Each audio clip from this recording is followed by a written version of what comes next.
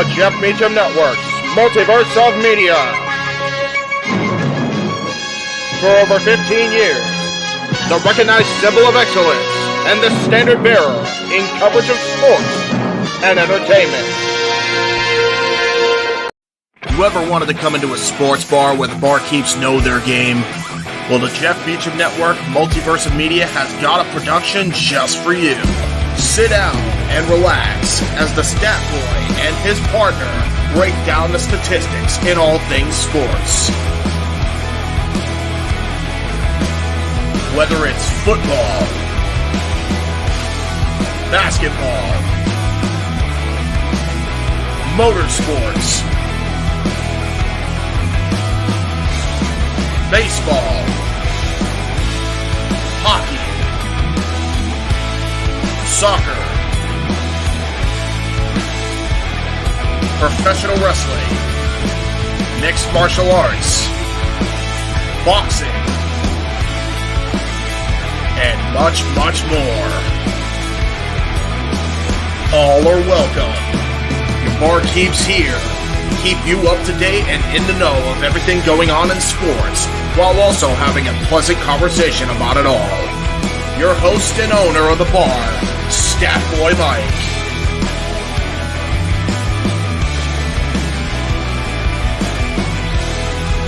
His partner in crime, Dory Lou.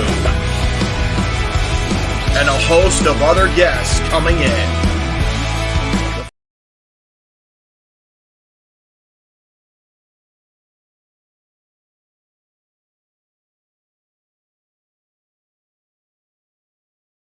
There you go.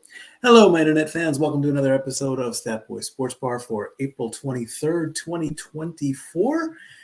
I'm glad you all could join us here on this wonderful Tuesday as we report the sports as we do each and every week. And as always, the sports bar and the stats improve are Stat Boy approved. As always, remember, if you want to get my attention and stop me dead in my tracks, super chat. It's as simple as that. And it looks like I hit the button a little too soon.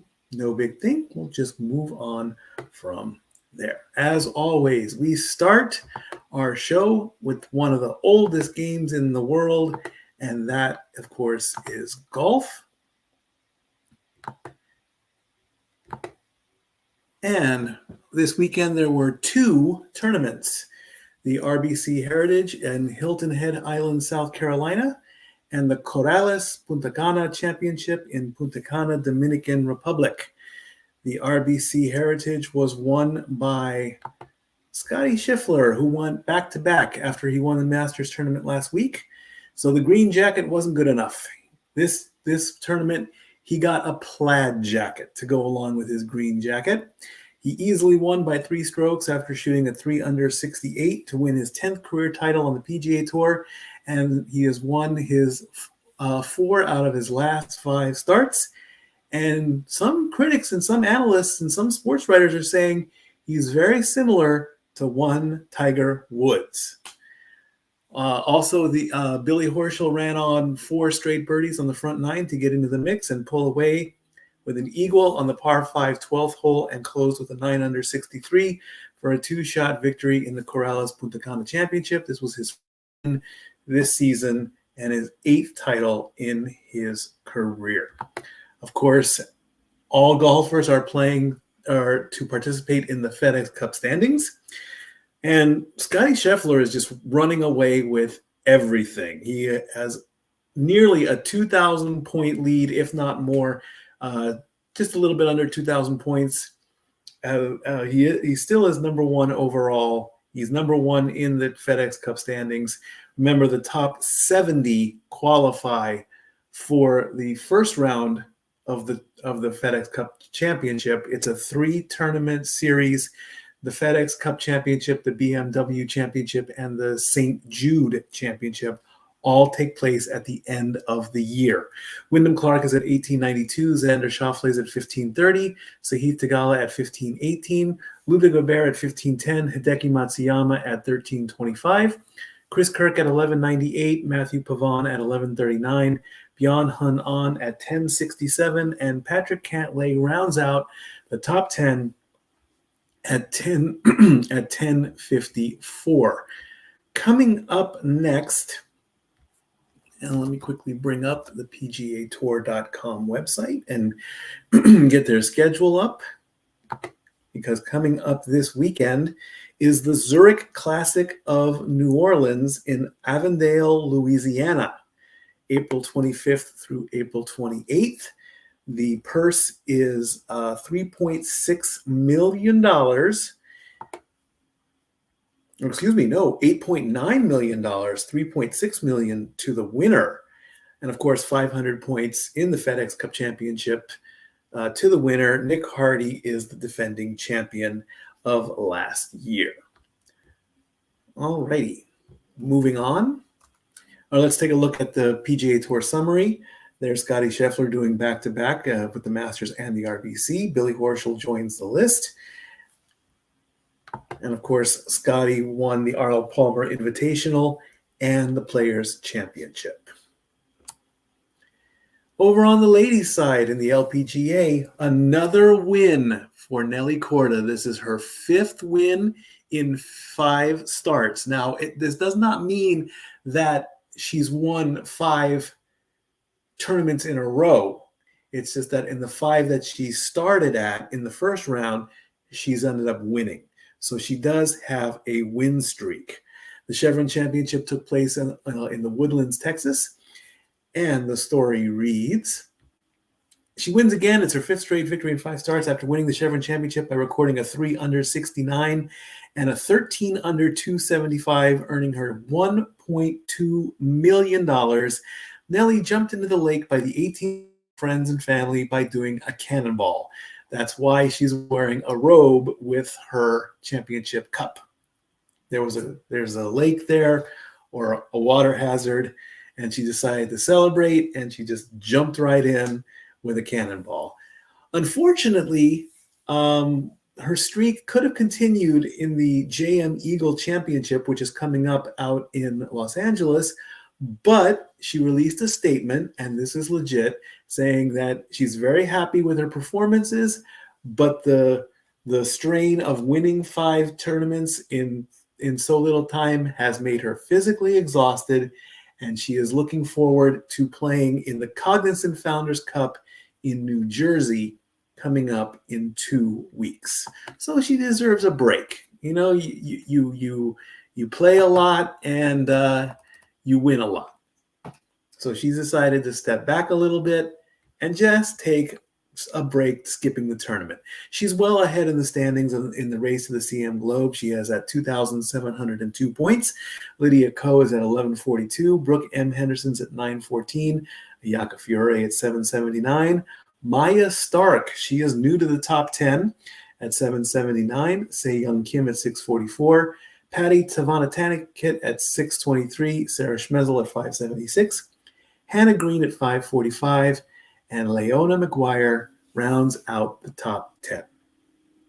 So congratulations to Nelly. You've earned your break. You deserve it. Absolutely, indeed. All right, moving on to tennis. We had 3 tournaments this past weekend. The Barcelona Open in Barcelona, Spain, the BMW Open in Munich, Germany, and the Tiriac Open in Bucharest, Romania. Casper Ruud got a little bit of revenge against Stefanos Tsitsipas in the Barcelona Open. The pair faced each other last week, of course, in the Monte Carlo Open, but this time Casper wins in straight sets. Stefanos did have a 10-match win streak going on. It would have been 11, but Casper Ruud said, no, that's not going to happen. And so Casper wins his 11th title and his first this year. We had Jean-Leonard Struff of Germany. He won his first title in his career after winning the Munich Open in his home country. He defeated Taylor Fritz in straight sets. And Hungarian player Marton. I'm sorry, I should have learned how to pronounce your name. Fusakovics, Fucsovics. I should have learned how to pronounce your name. I do apologize. He won his second title in his career and his first this year by winning the Tiriac Open. Remember, the men and the ladies play in the ATP and WTA finals at the end of the season. The top 8 get in. Jannik Sinner still leads at 4,310 points. Daniil Medvedev at 2,660. Casper Ruud at 2,285. Alexander Zverev at 1,995. Stefanos Tsitsipas at 1,865. Even though he lost, he still got a good amount of points. So he's in 5th place.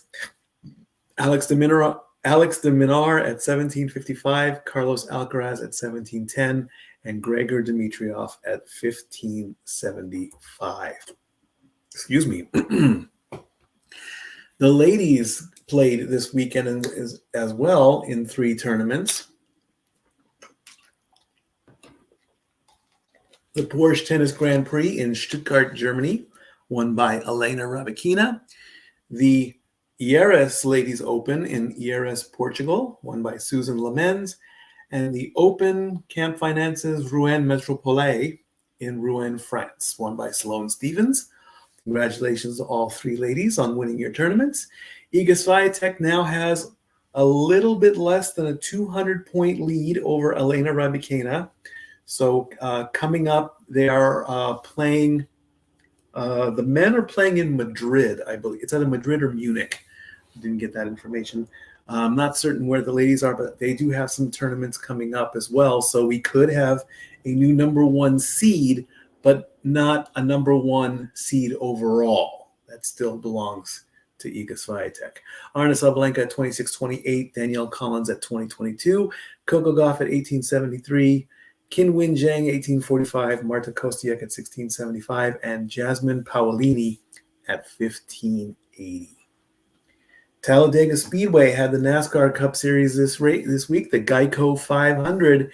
Your winner was Tyler Reddick in his number 45 Toyota for 23XI Racing, which of course is by the GOAT, Michael Jordan. In his post-race interview and victory speech, he compared NASCAR to winning an NBA series. We'll get into that in just a second. Brad Keselowski took second place in back-to-back races in his number 6 Ford for RFK Racing. Noah Gragson took third in his number 10 Ford for Stewart-Haas Racing. Ricky Stenhouse. I have to apologize to Ricky Stenhouse because I believe in the past 3 years or 4 years I've been doing this show, I might have said Ricky Steinhaus, and that is incorrect. It's Ricky Stenhouse.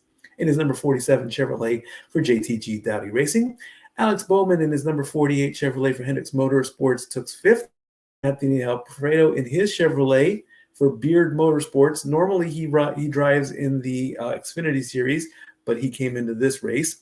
William Byron in his number 24 Chevrolet at Hendricks Motorsports. Todd Gillian in his number 38 Ford for Front Row Motorsports. Daniel Hemrick took 9th in his Chevrolet for College Racing. And Harrison Burton rounds out the top 10 in his number 21 Ford for Wood Brother Racings. Not much of a change in the standings. Kyle Larson is still the number 1 racer, followed by Martin Truex Jr., Chase Elliott, and William Byron, 15 at -15, -22, and -24. Tyler Reddick, Denny Hamlin, Ryan Blaney, and Ty Gibbs, they round out the top 8. Ross Chastain, Alex Bowman, Bubba Wallace, and Chase Briscoe are in the top 12, and Christopher Bell, Brad Keselowski, Joey Logano, and Chris Boucher round out the top 16. Kyle Busch is 17th, so an extra few stage points and a possible win will put him back into the top 16, which is where you want to be when the end of the season comes for NASCAR. Remember, it's the top 16 to get in. In the Xfinity race at Talladega, Jesse Love in his number 2 Chevrolet for RCR took the checkered flag. Riley Erst in his 98 Ford for Stewart-Haas Racing took 2nd. There's Anthony Alfredo in his number 5 Chevrolet for R Motorsports taking 3rd.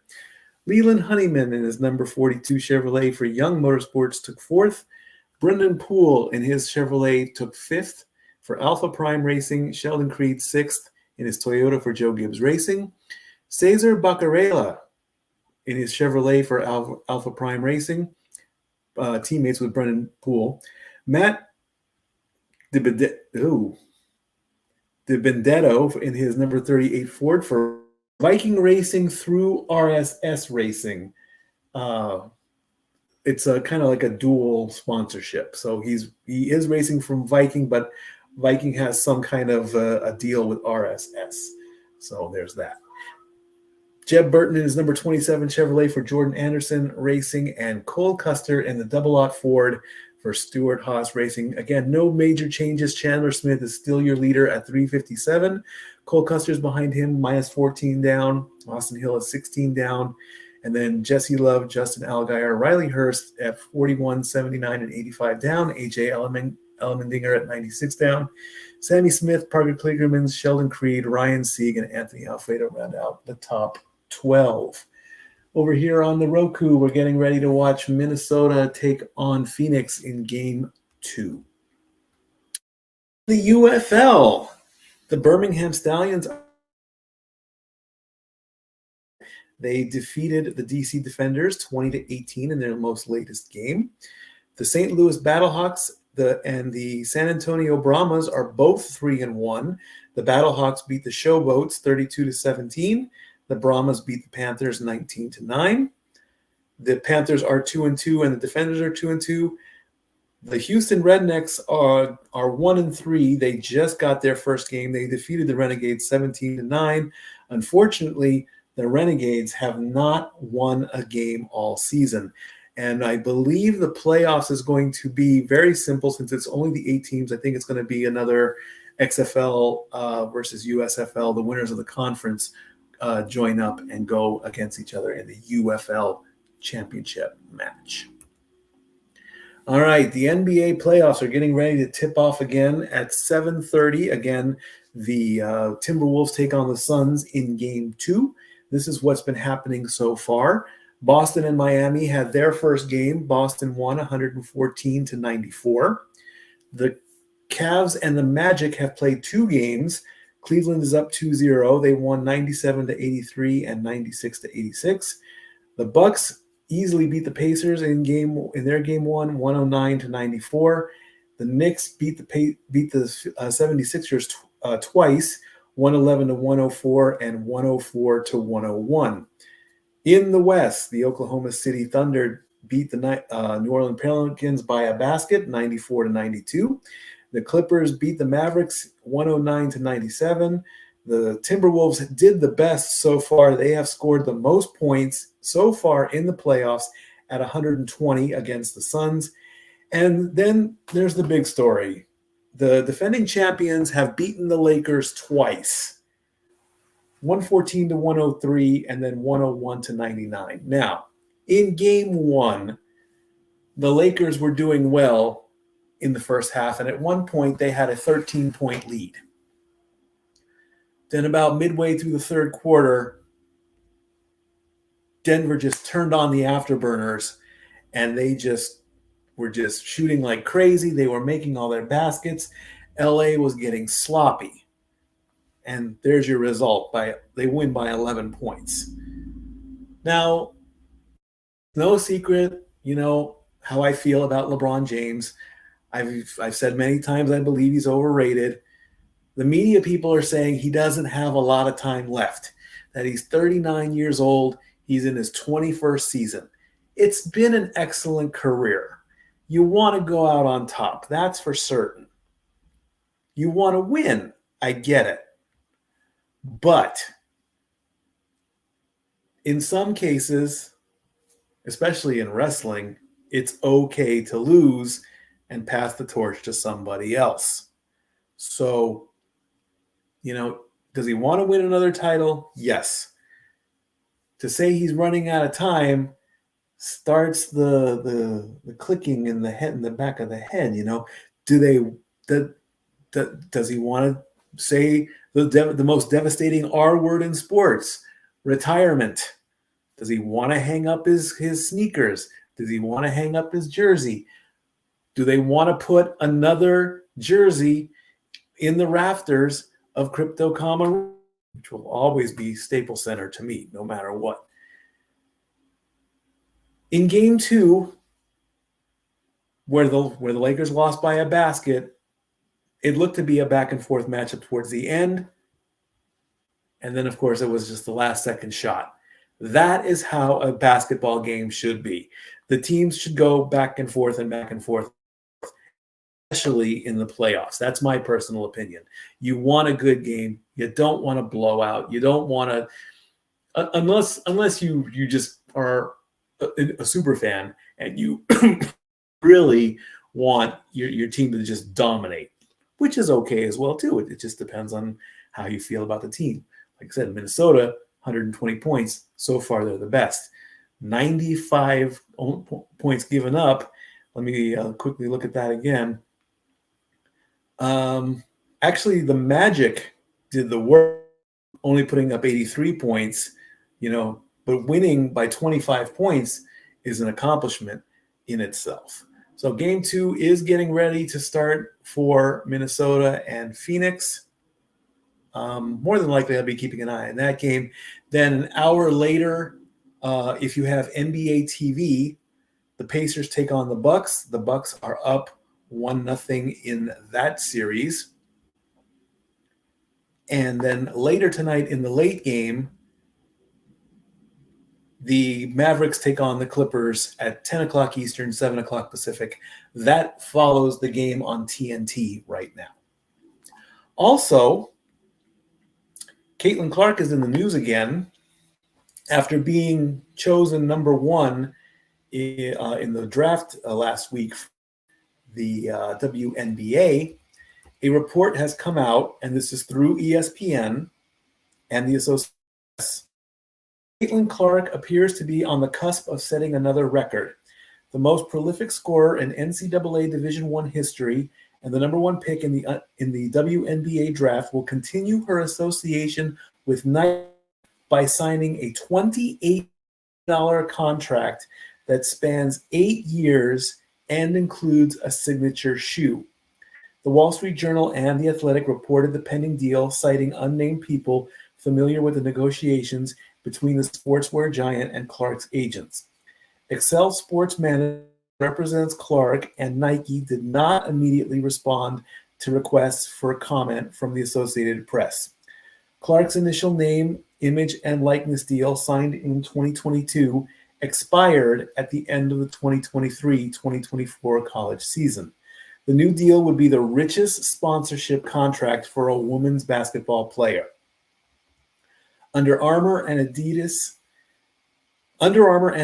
also participated in contract discussions with Clark's team in February. According to the Wall Street Journal and The Athletic, Puma also showed some interest when told that the bidding war would start at $3 million per year. Clark received offers of $16 million over 4 years from Under Armour and $6 million over 4 years from Adidas, with both including a signature shoe. She earned about $3 million in NIL money, that's name, image, and likeness, at Iowa with deals she has had with State Farm, Gatorade, and others. Her agents were working on the new Nike contract before she announced she would turn pro instead of returning to Iowa for a 5th season under the COVID-19 exemption offered to players in college during the pandemic.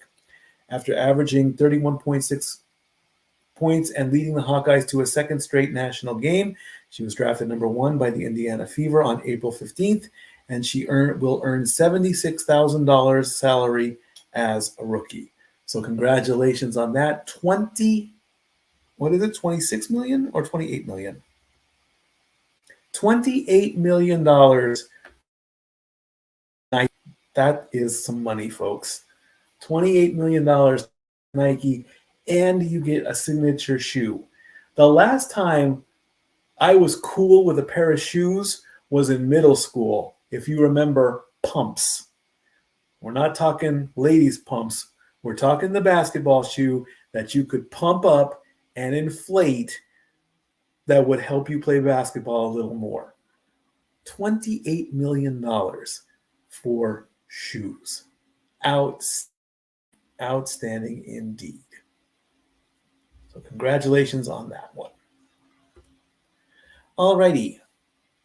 I did not get a chance to do or I did not produce the graphic for baseball. So I will quickly rattle off the standings in baseball. Your American East Division division leaders are the Baltimore Orioles at 15-7. They are currently on a 3-game win streak. The AL Central are the Cleveland Guardians. They also have the best record in the league at 16-6. They are on a 4-game win streak. The AL West is the Texas Rangers. They are at 12-11. They just broke a losing so far. The National League East is being led by the Atlanta Braves at 15-6. They just snapped a losing streak as well. The Philadelphia Phillies are at 15-8. They're on a 7-game win streak. The NL Central goes to the Milwaukee Brewers. They are 14-7. They just had a win streak snapped. And the NL West, of course, is being led by Dodger Blue at 13-11. They just had a streak snapped as well. Before we go into talking some hockey, as always, it's becoming a tradition on Stat Boy Sports Bar. So we are going to play the traditional. Oh, it's not there. Or can it? Okay. No, we're not. I don't think that's the. I didn't check that. So I'm not going to go ahead and do the trailer because I think that's the one that might get us dinged. So going into women's hockey, I will bring that up.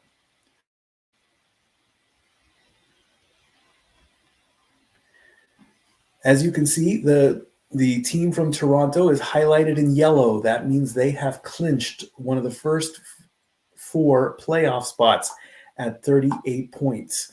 Montreal and Minnesota have switched places. It goes by, I'm not sure what the tiebreaker is. They both have 35 points, but Montreal is ranked higher in the standings. Ottawa is at 30 points, and Boston and New York are at 28 and 20. The season is winding down. I believe it is a 32-game season, and they're at 21 games. And last but not least, hockey is going on. These are your updates as what's going on in hockey for the hockey playoffs. Let's bring that over there. And let's see what's going on right now. Currently, the Capitals and the Rangers are tied with 1. Their game has just started. The Lightning and the Panthers are getting ready to start literally within a few minutes. Capitals and Rangers are on ESPN. Panthers and Lightning are on ESPN2. Then the Avalanche take on the Jets tonight. And the late game on ESPN2, the Predators take on the Canucks. So far, the Panthers and the Lightning, which is the Battle of Florida.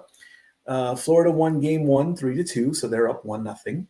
The Bruins and the Maple Leafs are even at 1-1. Boston won game 1, 5-1. The Maple Leafs won game 2, so that series is at least going to go to a game 5. Again, the Rangers and the Capitals are tied 1-1 in game 2. The Rangers are up 1-0. And the Hurricanes and the Islanders, the Hurricanes are up 2-0 in their series. The Hurricanes won 3-1 and 5-3. In the West, the defending champion Vegas Golden Knights won game 1. They beat the Dallas Stars 4-3. The Jets beat the Avalanche in the highest scoring game so far in this series. 13 goals were scored. The Jets ended up winning 7-6. The Canucks beat the Predators 4-2, and the Kings 7-4. Going in the final games of yesterday and Sunday, the home teams were perfect, 6-0. Vegas broke that streak when they beat Dallas. Dallas is the home team. Vegas is the wild card. And Edmonton, of course, defeated LA 7-4. So the home teams now have a record of 7-1 so far. So if you're at home, you have a better chance of winning, apparently. Not sure when the last time, all the home teams won, but an 8-0 start, that would have been a little more impressive than 7-1. The 1-1. And finally, have a Stat Boy shout out. There. This is Macy Ross, and she is a friend of the Cleveland Combatant. And as you can see on her Instagram account, she is filled with gratitude as she joins the 2024 Tennessee Titans cheerleaders. I can't wait to see what this upcoming season has in store. God is so good. Hashtag Titan Up. If you do go to the Tennessee Titan website, there is a roster reveal with all the ladies and the guys doing their cheerleading motion shots with the hair flips and all that. All the ladies, congratulations on becoming Tennessee Titans cheerleaders. And hopefully the plan is this season, when the Vikings come to town, that Dory Lou and I will be planning a trip out to Nashville. And hopefully we'll get to, get some pictures or whatever and Macy and say, hey, I gave you a shout out on my show. So I can't wait for that to happen. Of course, we're still waiting for the schedules to be released, but that is going to take place hopefully after this takes place. The NFL draft coming up this Thursday, April 25th. Now, the draft starts at 8 o'clock, but my live coverage starts at 7:30. I'm going to give you guys like a 30-minute, kind of like a draft 101, how it all is going to work, what's going to happen. This is for like if you've never watched the NFL draft on television. So that's what's coming up in 2 days, 48 hours. Where's everybody going to go and who's going to get what? Also, if you are on FanDuel, which I am, again, if you want information on FanDuel, hit me up on social media and I can give you all the information. There is a free contest. It is absolutely free to join. They put out 10 questions, similar to the pick'ems that I used to do and that I will be doing with football games. So let's bring out the cell phone, the stat phone 12,000, if that's what we want to call it, I guess. And they put out 10 questions. And based on your predictions, you can win a prize pool or a part of a prize pool of $20,000. It is free to join. You don't have to put any money in. It's free to play. You obviously you do need a FanDuel account, of course. But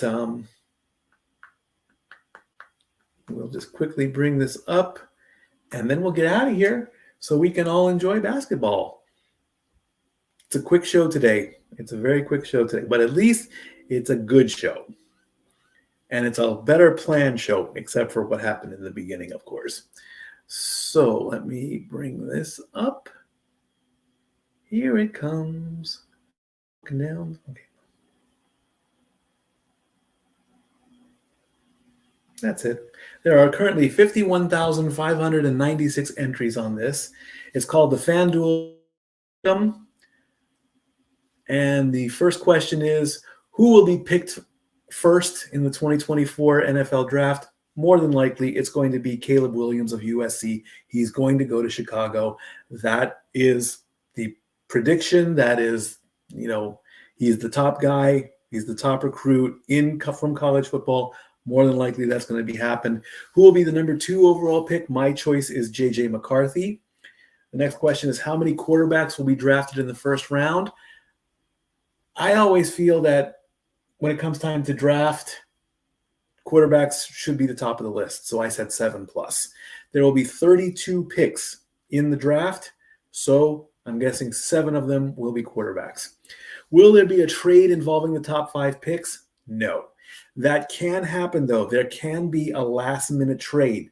The owner can verbally go to another owner and say, "Hey, I want to offer a trade for your pick. I'll give you this guy and whatnot." It could possibly happen, but not in the first top 5 picks. No, I don't think that's going to happen. Who will be the first defensive player selected? I went with La'atu Latu. Or La'atu Latu. I went with the Samoan dynasty thing.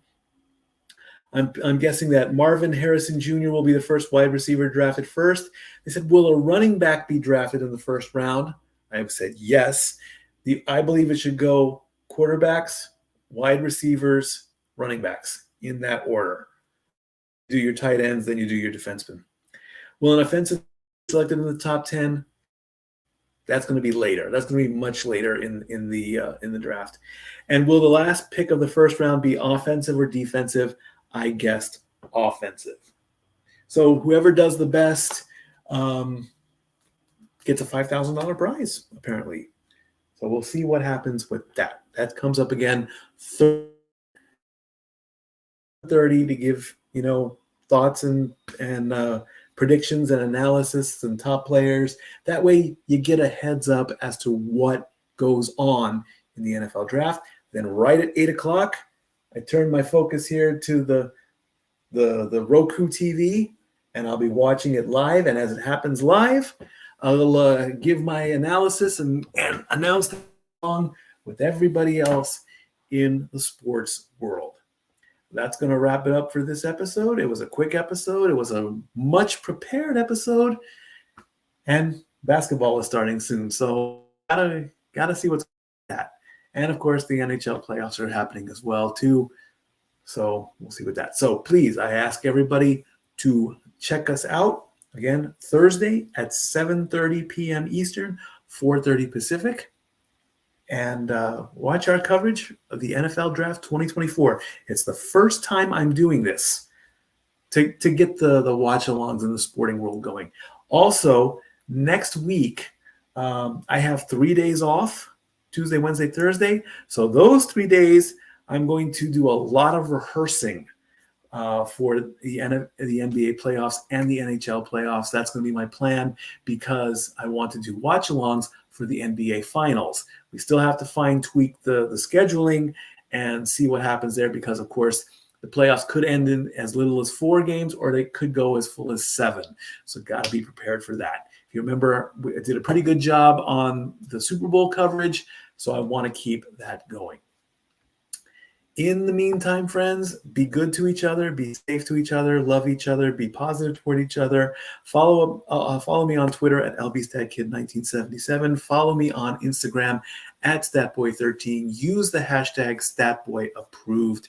And all I can say is thank you very much, and I will see you all on Thursday. I love you all, friends. Have a great day. Enjoy the playoffs. Statboy out. The Jeff Meacham Network's Multiverse of Media. For over 15 years, the recognized symbol of excellence and the standard bearer in coverage of sports and entertainment.